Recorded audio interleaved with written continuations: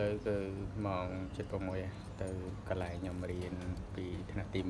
7វិញតែខាងទៅក្នុងយូរឆ្នាំហ្នឹងទៅឆ្នាំ2015ទៅមើលតើការខុសប្លែកយ៉ាងម៉េចភាពគឺស្រស់តែផ្កាលពោជនីខាងថ្មីស្អាតឃើញតែប្លែកផ្នែកមែនតើដោយសារខ្ញុំខានមកទាំងចុងឆ្នាំ2018ហើយសាលានេះគឺសាលាចាស់រៀន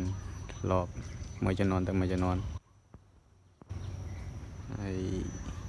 ខាងនោះគឺកត់គេដាក់កត់លេខ3កាលពីមុនបាទឥឡូវមិនដឹងថាដូរលេខឬក៏នៅទេ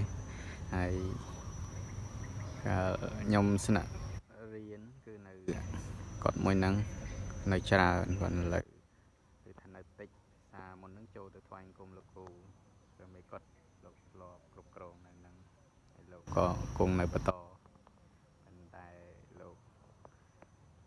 មានមុខងារផ្សេងអត់មានជាព្រះមេគាត់ទៀតទេក៏អត់ដឹងថាលោកឡើងឋានៈទូនាទីភាសាខានចូលមកទៅនេះយូរហើយស្អាតមែនតើនៅត្រង់នេះហើយនេះអាគារថ្មីនេះឃើញថាអត់ដែរមកទេភាគល្បីល្បាញភូមិភាគឦសានគឺពុទ្ធកវិទ្យាល័យសម្ដេចជួនណាតល្បីខ្លាំង